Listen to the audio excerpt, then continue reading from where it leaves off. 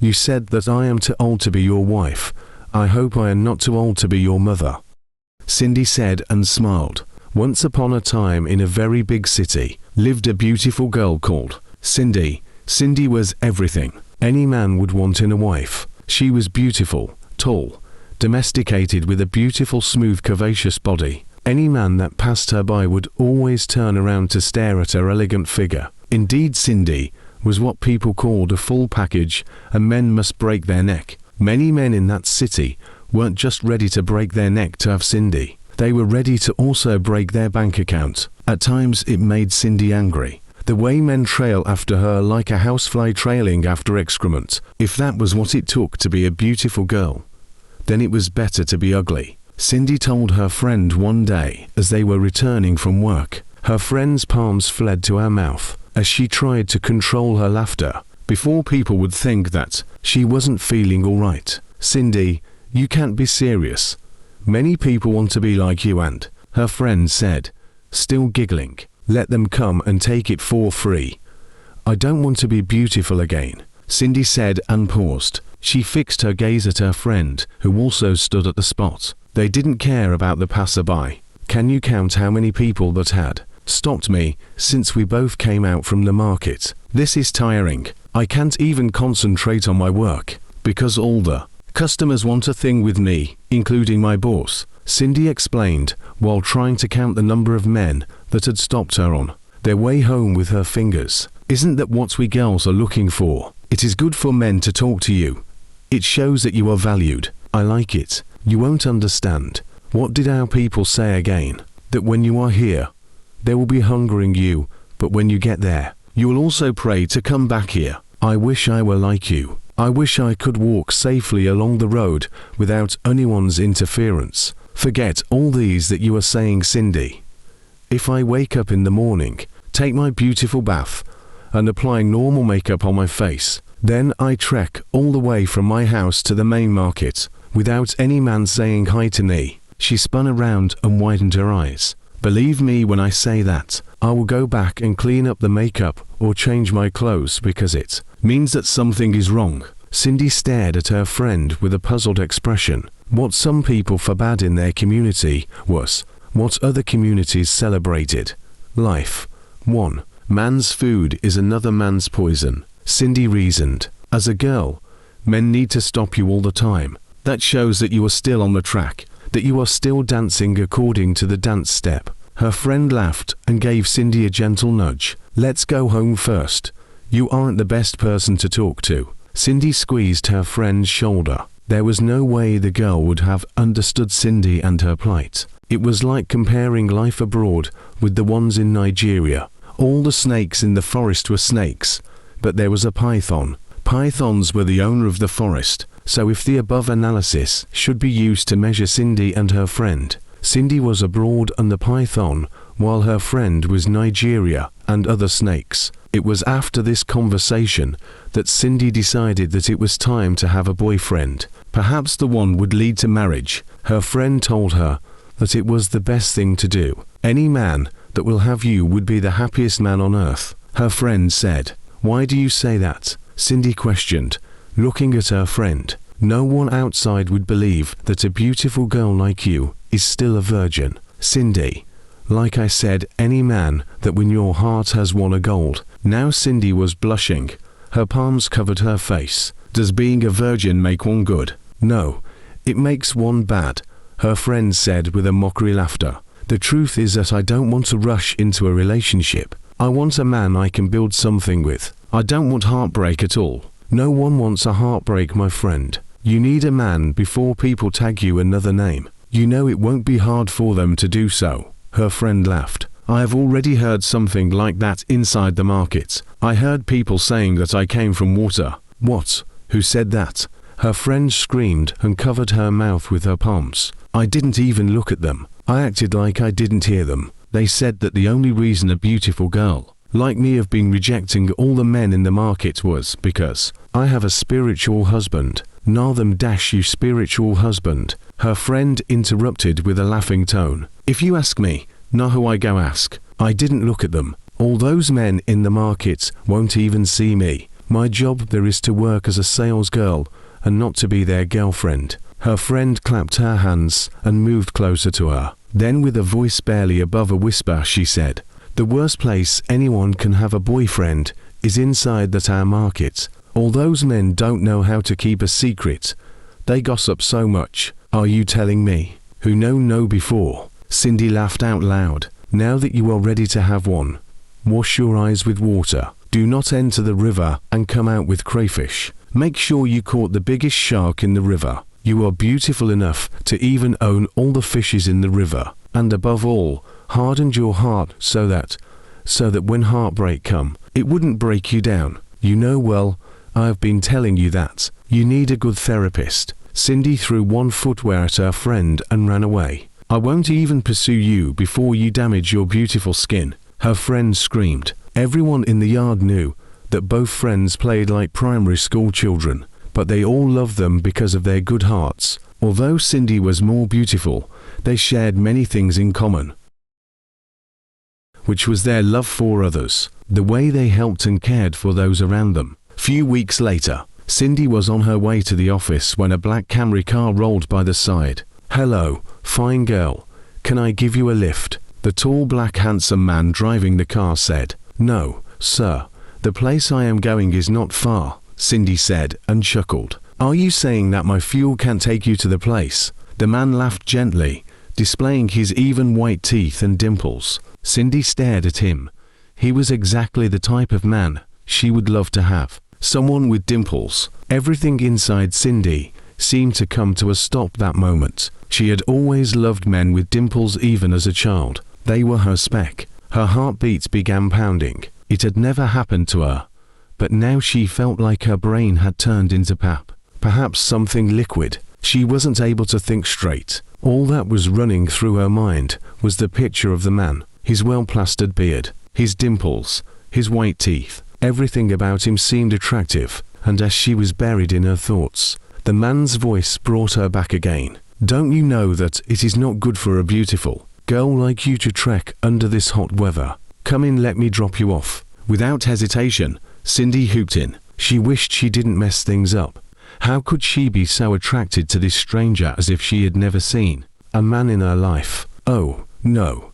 Cindy, you need to calm your nerves. What is your name?" the man asked, and Cindy's heart trembled in joy. The man's voice seemed more attractive than his dimples. "My name is Cindy." Cindy was blushing, twisting her fingers. "You have a beautiful name." "My name is Paul," the man said. "You look so beautiful." "Thank you. Can I have your phone number?" the man said. As Cindy was about to get down from the car, Cindy hesitated, not because she didn't like the man, but because she didn't like the way her body had been vibrating ever since she saw the man. "Okay," Cindy said, and called out her phone number for him. Later in the evening, the young man called her. He told Cindy how much he would love her to be his girlfriend. Cindy loved him already, but as a girl, she needed to form hard to get. "I will think about it," she said, and rolled her eyes as if the man was seeing her. "What are you going to think about? Don't you know what you want, or do you want to go and ask your girlfriends?" "Like I said,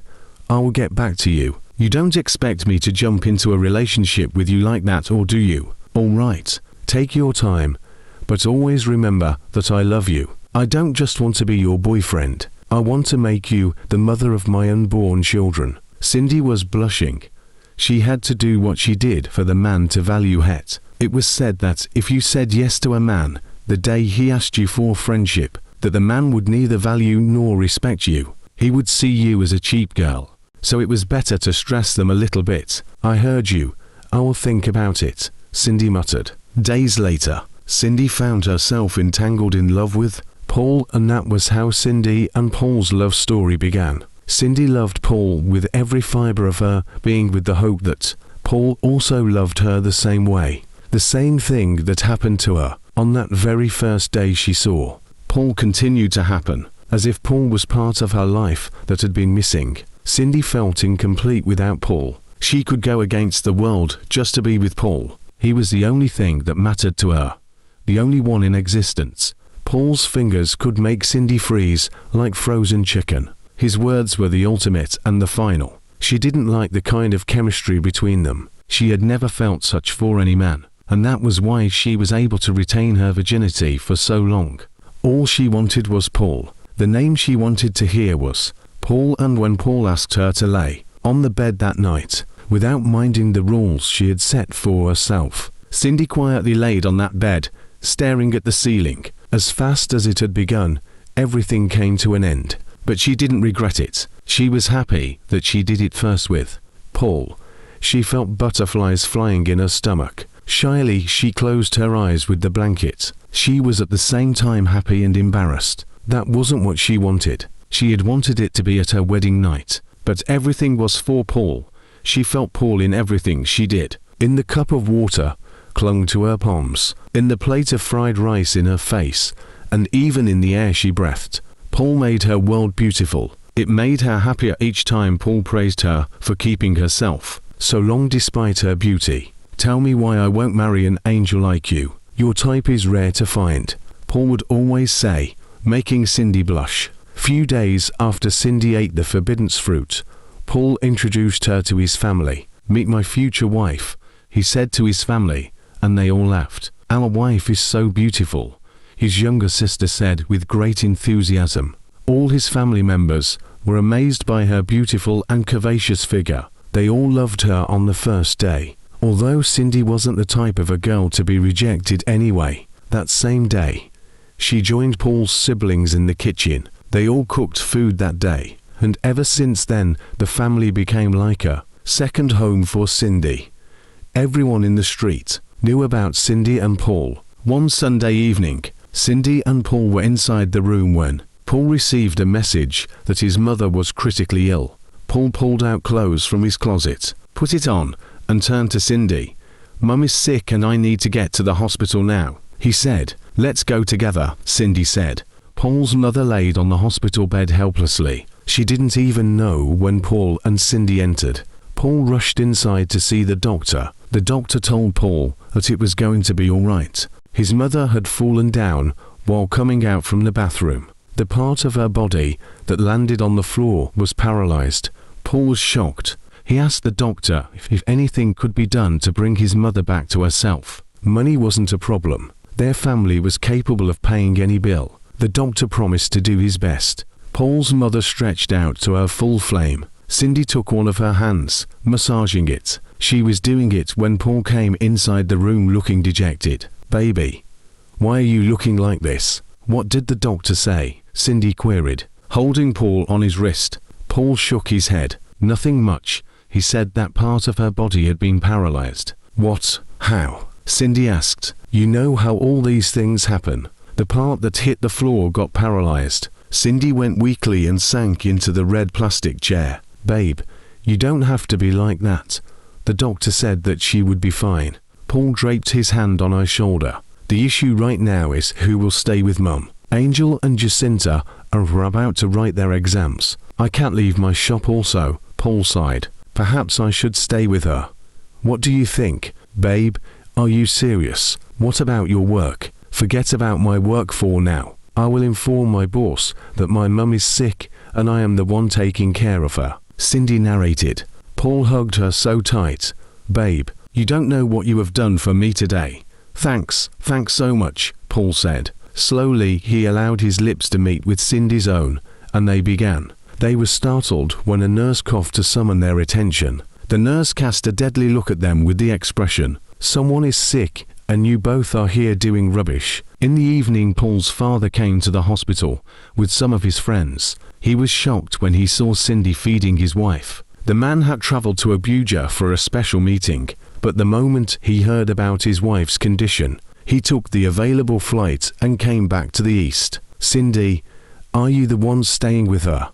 He asked with a puzzled expression. Yes, sir, Cindy replied. Every member of Paul's family was grateful. They praised and thanked Cindy for her help. It was Cindy's duty to clean the woman up 3 times in a day. She fed her all the time. One day, while Cindy was attending to the woman touched her head and said, Cindy, my daughter, you will never know sorrow in this life. Cindy hummed on softly and continued what she was doing. Cindy laid on the small hospital bed on her stomach, propped up on her elbow. She was reading a novel, a romantic novel that Paul had given her to keep her busy at hospital. "I hope you like the book," Paul asked as he stepped into the room. Cindy jerked off and spun around. She was so immersed in the book that she didn't hear the footfall on the floor. She grinned and wiped her palms down her face. Paul moved closer and planted a gentle kiss on her lips. "How are you?"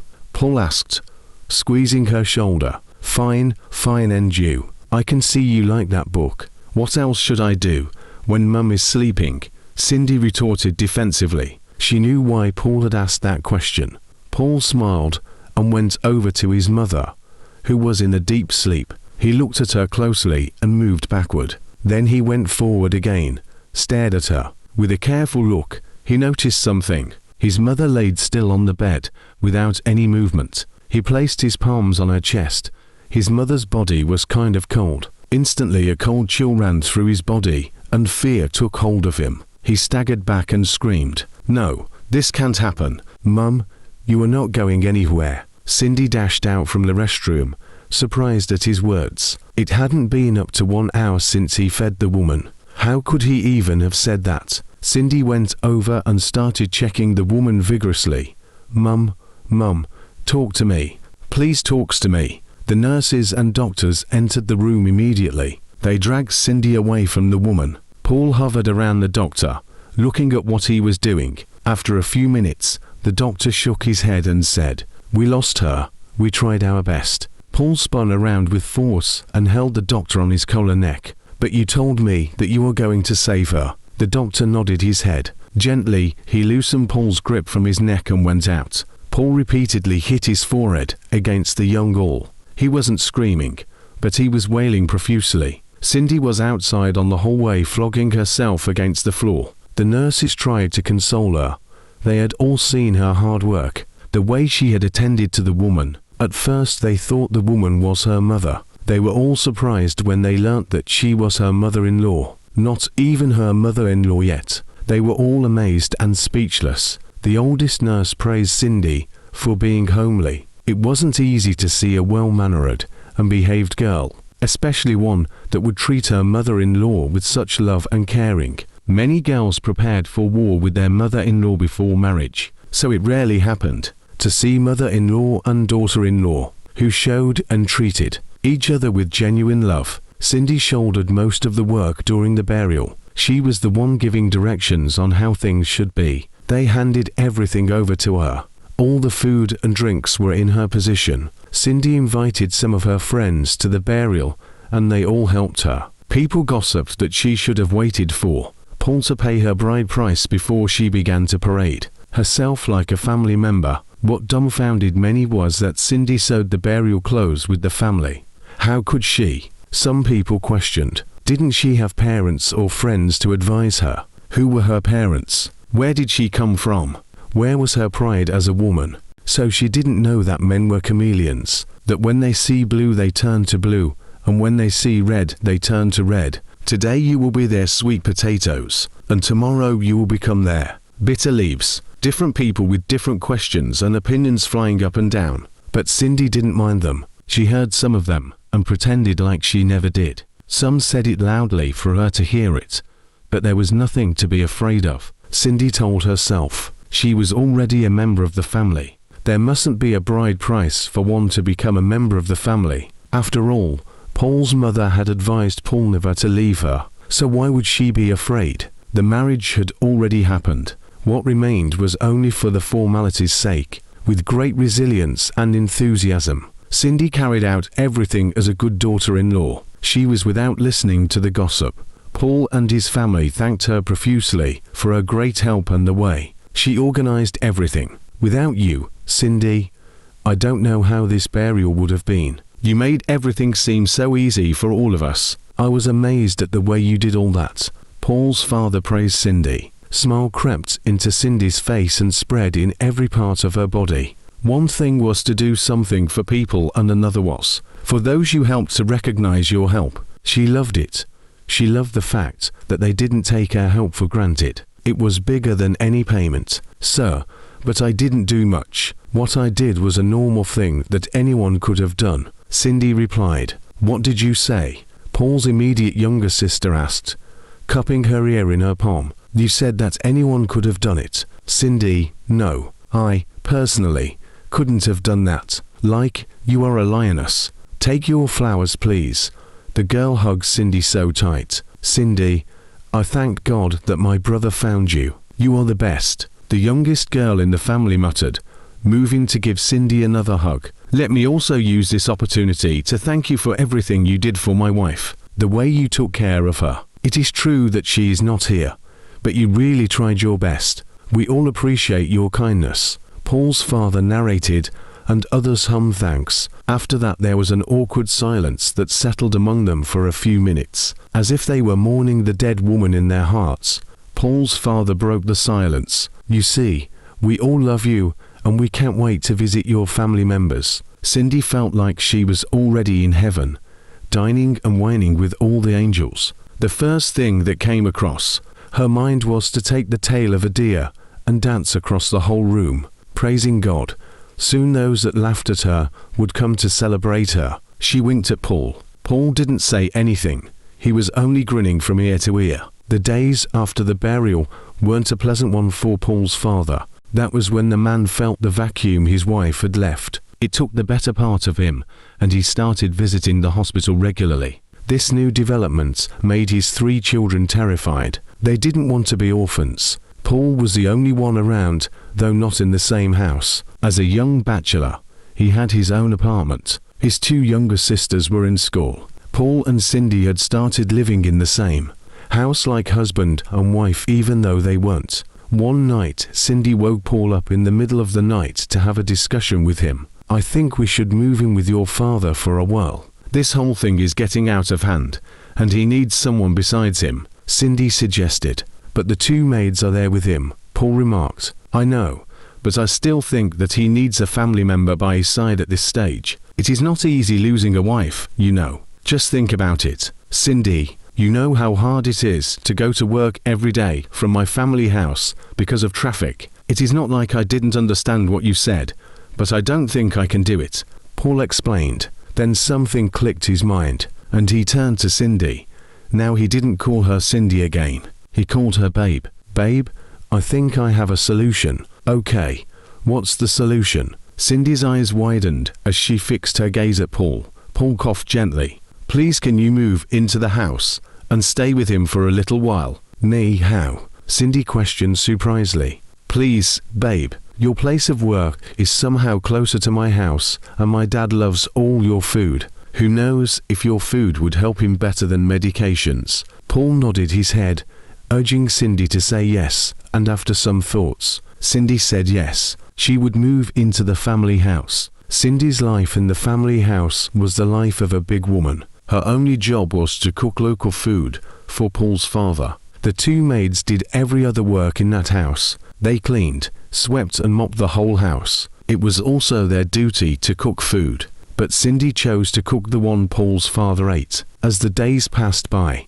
she began to enjoy her life over there. It was the kind of life she craved for. A beautiful life where maids would be at the corner waiting to run an errand for you. A luxurious life where you mustn't enter the kitchen before you eat. That was exactly what Cindy called a perfect life, and also the life she dreamt sharing with Paul. After 1 month, Cindy went back to her house and began to visit the man every weekend. The man was so happy. He shared many stories with Cindy. The way he met his wife. The way he and his wife spent years after marriage without a child. And one day God blessed his wife's womb with a child, and that child was Paul. It took them another about 5 years for another child to come.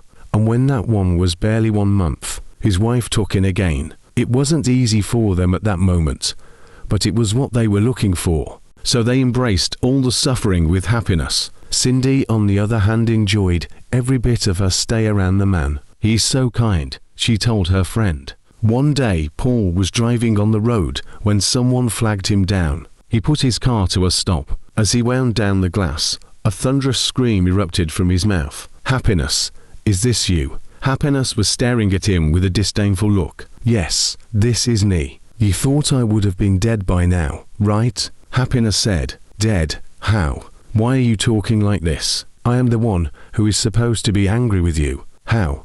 That you never tried my number for over how many years? You thought you were the air that I breathe. Thank God man is not God. We can't talk about this thing here. This place is a public place. Get into the car.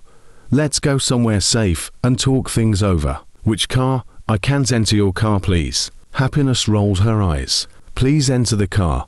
I am begging you. We need to talk. We really need to talk. After much persuasion, Happiness entered the car. Paul parked his car at the parking lot inside one beautiful restaurant. He motioned for Happiness to get down. She hesitated before coming out of the car. Happiness, I can't believe that you did this to me, Paul said as they sat down in front of the table waiting for a menu. I did what? Don't even try it. I didn't do anything to you. Is that what you think? Starting from the day you left Anicha, I have been calling your number till this moment. It had been 5 good years, but you lives inside my heart. You have been calling who? Don't even say that because you are the reason I changed my number. I waited every blessed day for your call. I wanted to know if truly what we shared was genuine love, but you never called. I cried my eyes out, hoping that one day I would wake up to see your missed calls, but it never happened. What are you saying? I did call you. Thank God that my phone is here. See things for yourself, so that you will know that I am not lying.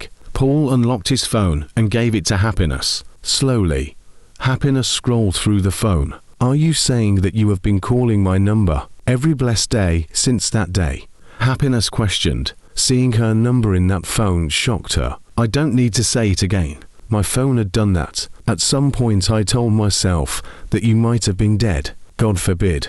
I am not dead. Happiness cut in. I didn't say you are dead. I am trying to tell you what I have been through for the past 5 years. So why didn't I see your missed calls in my phone? I don't know. Perhaps you put my 2 lines into blacklist without knowing. That was the only thing I can think of now, Paul said, and Happiness nodded her head. They ordered food and drinks. Soon they began to share their old memories. Happiness was the first woman in Paul's life, and Paul was also the first man in Happiness' life. When Happiness got that message that his uncle wanted her to come to Lagos, Paul bought a new phone for her, Nokia Torch, and promised to contact her through the phone. They both promised each other marriage. There was no oath of any kind, but their promises were strong. They spent half of the day at the restaurant chatting. Happiness told him about the life she lived in Lagos.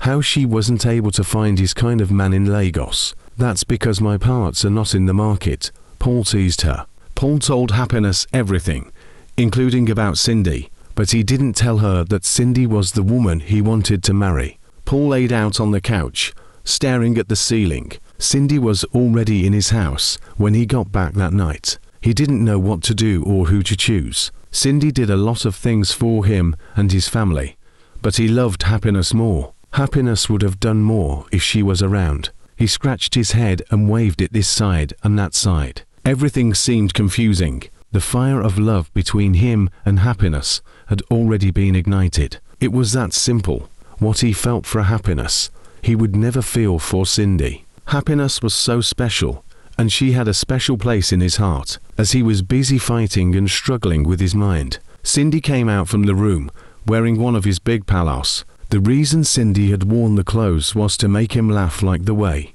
he used to do each time she wore it. But on that day, Paul didn't laugh. He didn't notice her presence, or perhaps he acted like he didn't notice her presence. What is it, Paul? Cindy asked after examining him for a few minutes. Nothing. I am fine, Paul answered. You don't look fine in my eyes. You look as if something is bothering you. Tell me what it is. Babe, I said that I am fine. Nothing is wrong with me. Cindy moved slowly and sat by his side. Your face doesn't look bright tonight. All I can see is a disturbed heart. It is visible in your face. You didn't even notice the clothes I am putting on. Paul raised up his right palm and ran it across Cindy's face. Believe me, I am fine.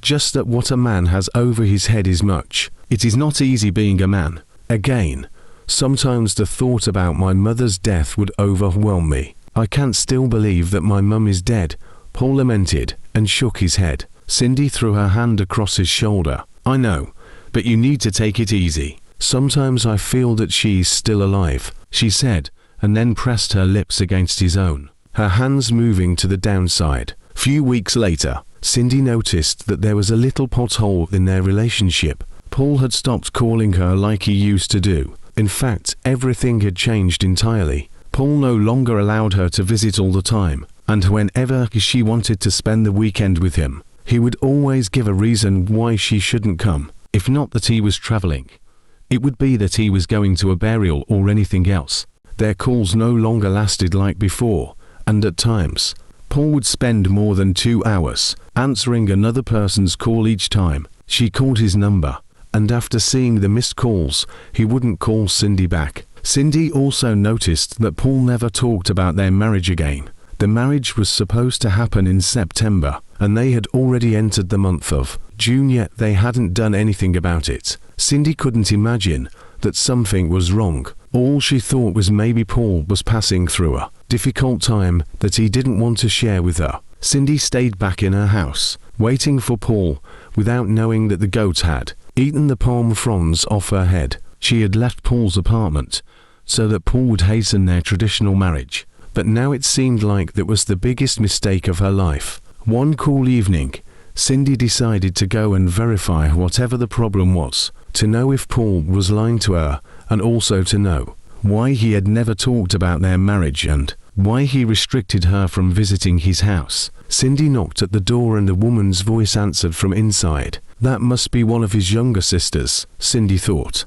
But the woman that opened the door was a stranger, a total stranger that Cindy had never seen. Cindy stood at the door dumbfounded. She scanned the lady from head to toes, her lashes, her black pants, her transparent white top. The whole room became blurred in her face. Sweetheart, who is that? Paul's voice sounded from inside. Sweetheart, who was he referring to? The lady. Cindy stood dead. She tried to calm herself down by breathing in and out slowly. Tell Paul that I am waiting for him, Cindy managed to say calmly. You are Cindy, right? Happiness asked. Cindy didn't say anything. She fixed her at the television. The television wasn't on, but she saw many things displayed on the screen. She saw her life, all the time she spent with Paul. Everything she had done for him was on the television. It showed slides by slides, page by page. What are you doing here? Paul said to Cindy. Cindy swept her eyes around the room to know if Paul was talking to her or to another person. Paul, am I the one you are talking to? Cindy asked, placing her right palm on her chest with half tears in her eyes. Yes.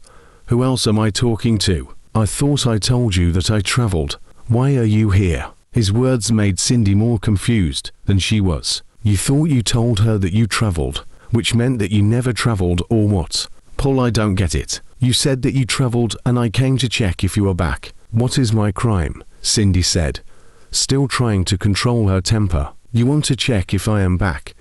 Do you think I am back and I didn't call you? What are you saying, Paul? Stop contradicting yourself. I am her now. Who is she? Cindy pointed at her Happiness, who had been standing by the side, listening to their childish argument. Who? Paul retorted. She. Who is she? Cindy pointed at Happiness. She is Happiness, my friend. Your friend. You have never told me about her. I have never told you about Happiness. Stop lying to yourself. Happiness is my ex that I told you about. Cindy's eyes widened in horror as she stared at the pretty girl, moving slowly to the couch. What, Paul? You mean this is the reason you don't want me to come to your house? The reason you have been avoiding me? Cindy lamented and turned to fix her gaze at Paul. Why is she here? What is your ex doing in your house? Are you seriously asking me that? Paul chuckled. Yes. I am asking you, Paul, why is she here? Our wedding is supposed to be on SAPE. Which wedding? There won't be any wedding. Meaning? Cindy questioned, still confused with the whole drama. Cindy, see, there's no need hiding things from you again. Happiness is the woman I want to marry. Cindy's whole body froze immediately, the whole sitting room spinning round in her head. Gently she placed her back at the wall. Her legs seemed to have lost their energy, and they couldn't carry her again. Cindy swallowed hard and wiped the tears away from her eyes. She moved closer to Paul and chuckled. "Everything is not a joke. Let's be serious for once," she said. With a tight face, Paul told her that he wasn't joking with her, that he was serious. Happiness was the woman he wanted to marry. Cindy held him in his hand, but Paul pushed her on the floor. "Paul, why are you doing this to me?" she cried. "Is this how you are going to pay me back for everything I did for you? Calculate whatever you did for me, and I will pay you double," Paul said and dragged her outside. Cindy knocked and knocked and knocked, but Paul refused to open the door. Instead, Happiness was inside the sitting room laughing at her. Cindy sprawled out on the compound L, crying and pleading with Paul. She was drenched by the rain that fell that night. Cindy entered inside her room and began to wail again like a baby. She didn't know what exactly to do. Paul was her all and all, her hope in life. Without Paul, there's no life for her. She had loved him for 4 years all her life. For these 4 years she had sacrificed more than some people in a 20-year relationship. What had she not done for Paul? Why would Paul treat her that way? Why would he choose his ex over her? Why? Cindy cried and hit her head on the table. What would people say to her? The world would laugh at her. Her enemies had seen a reason to mock her. She searched for her phone inside her bag and began to search for a number. Everything was blurred in her sight. She was looking for the name, father-in-law. But several times she had seen the name and passed it. She continued to scroll up and down. She flung the phone on the bed, circled herself with bedspread and cried profusely. Many thoughts ran over her head. She darted from the room and inside the kitchen. She emptied the rat medicine inside her mouth. It was better to end it all than to face shame and humiliation. Cindy woke up in the hospital bed the next day, her eyes fixed at the ceiling. It was a miracle that her friend found her on time and brought her to the hospital. Paul's father chided her for her actions. Many people blamed her without even knowing her reasons. Cindy didn't tell them anything in the hospital. It was after she came back that she narrated what happened to Paul's father. The old man became furious after listening to Cindy. It was then that it came to his notice that he didn't see his son at the hospital. Instantly, he gave Paul a call and demanded to see him immediately. Paul's siblings were inside the parlor consoling Cindy. They promised her that Paul would never marry anyone except her. "Are you aware that Cindy tried to commit suicide?"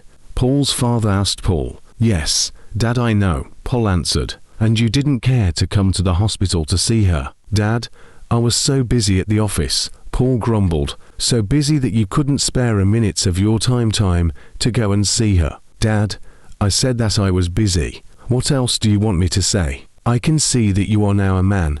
You are shouting at me. Okay, tell me. When are we going to see her parents?" "Whose parents?"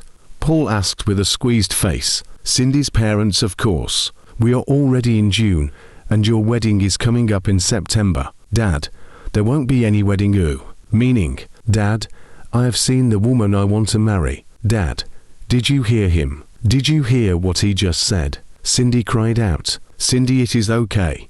Leave him for me," Paul's father said to Cindy, and then turned to Paul. "You have seen a woman you want to marry. I wanted it to come out of your mouth. So after everything that this girl did for this family, this is how you want to pay her back?" Paul was silent, his eyes downcast. "I don't know who the person is, but all I know is that Cindy here is your wife." "Dad, I can't marry Cindy. How can you even ask me to marry a woman who is older than I am? Can you hear what he is saying?" Cindy cried again and pointed at Paul. "Paul, what have I done to you? Tell me what I did. Let me ask for forgiveness.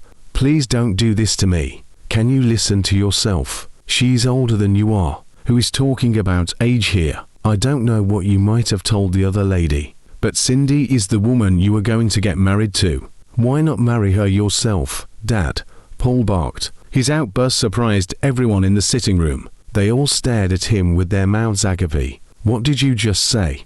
Paul's father demanded. "I said that you should marry her if she is that important to you." "I won't marry her, and that is final." "But she told you about her age before, or are you just finding out now?" "She told me." "Yes, She did, but I was only delusional. I didn't know what I was doing. Cindy is not the woman for me." As Paul's last words were dropping, Cindy flew from her couch and crushed Paul on his legs. She dropped her face on Paul's leg and began to wail. She cried and cried and cried. She begged everyone in the parlor to join her and plead with Paul. Paul's siblings cried along with her. They all begged Paul, but Paul remained reluctant. He told his father that happiness was the only woman for him, and there's no life without happiness. Paul's father tried all his best to reconcile Paul's relationship with Cindy, but all his efforts were abortive. Paul never listened to him. He stopped visiting them because Cindy was there.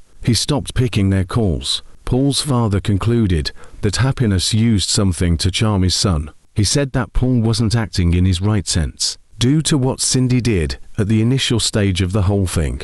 Paul's father stopped her from going back to her house. The man said that Cindy was like his daughter, and he wouldn't be alive and watch her end her life because of a man. So from their house, Cindy went to work every day. Several times, Cindy had gone to plead with Paul, but on each occasion, Paul and Happiness mocked her as if she was a nobody. On one occasion, Happiness asked her why she was the one pursuing a man instead of the man pursuing her. Paul told her that it wasn't a crime for someone to be tired of a relationship, that he was tired of her. One day Cindy was inside the parlor when Paul bagged into the sitting. He asked about his father, and one of the maids directed him to where his father was. He didn't even look at Cindy.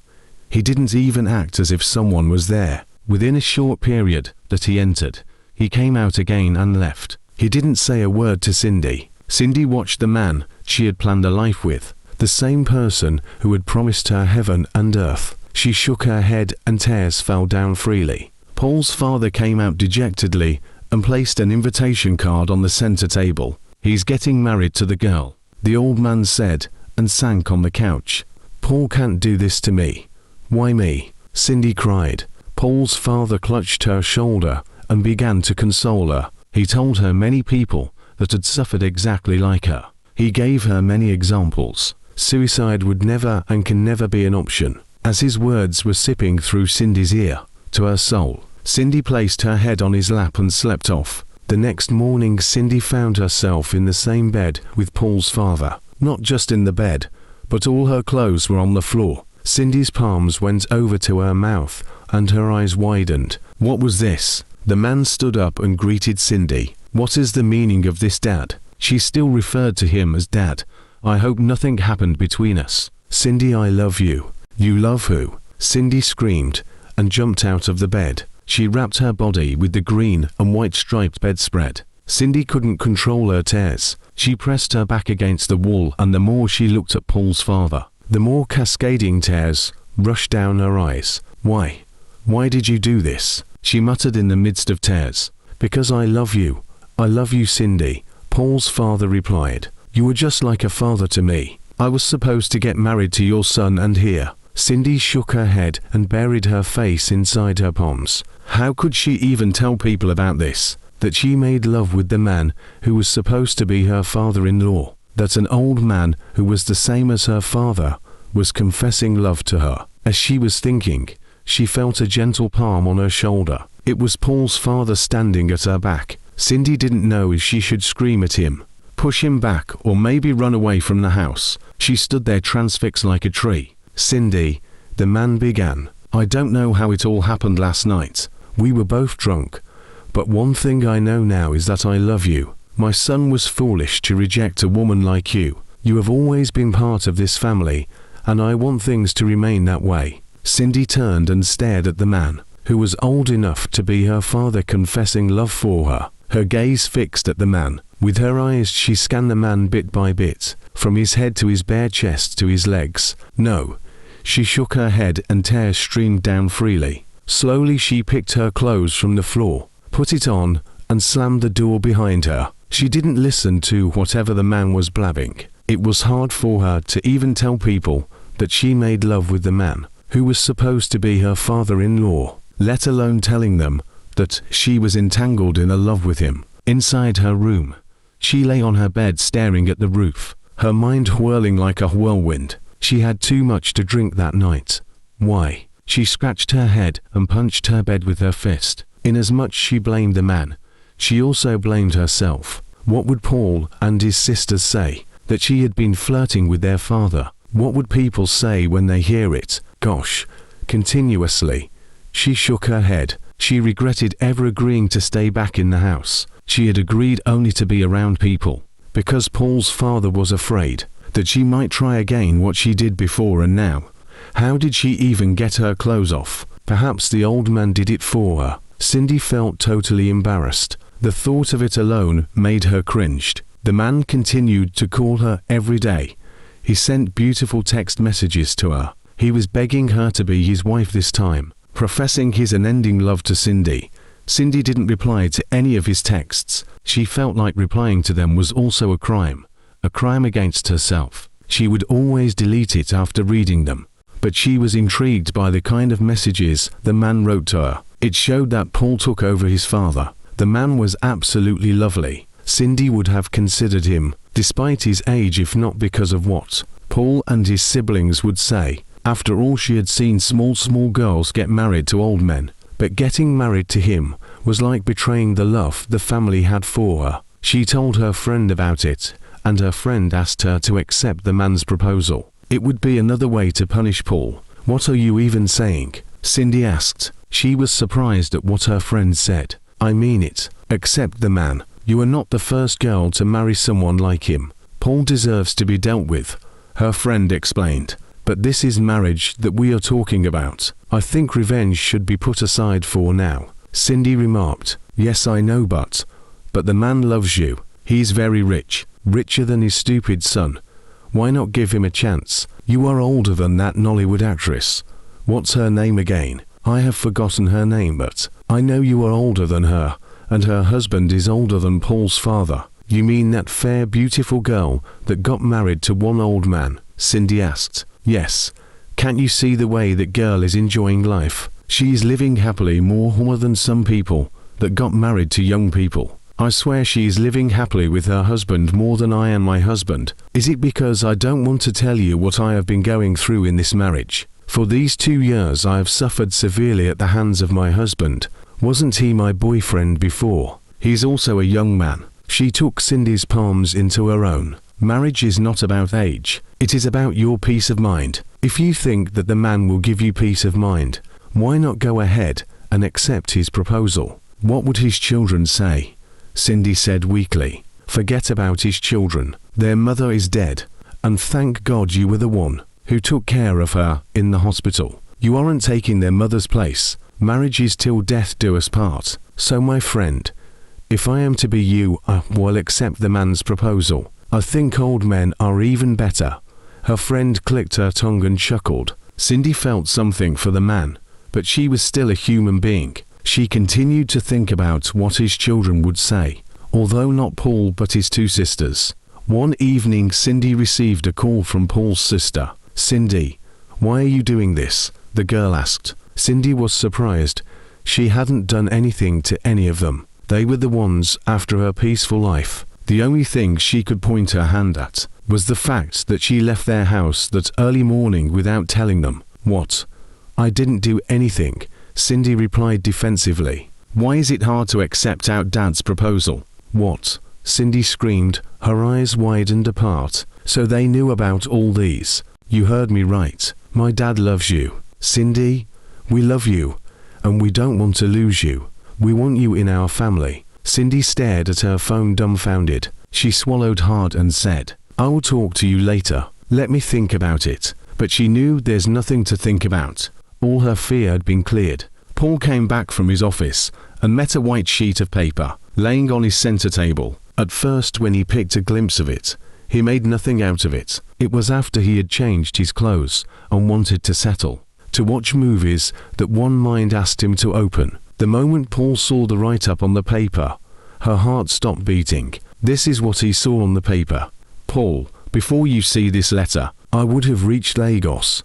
I am sorry. I caused you all these pains. I am also sorry for doing this. Paul, I have a boyfriend in Lagos, but he traveled out of the country. He knows everything about my marriage plan with you, because I told him that, if he didn't come back, that I am going to marry another man.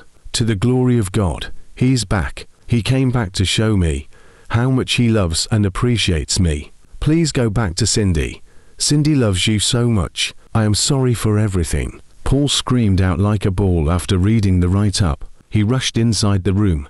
Everything that belonged to Happiness had been cleared up. He stared at her closet. Then he sank on the bed and wailed. It was then that he understood exactly what Cindy had passed through when he left her. 4 days, Paul remained inside his room. His marriage was in 2 weeks. He had bought most of the things needed. Happiness had also paid for the wedding gown. What would he say to people? He had shared invitation cards. Paul shook his head.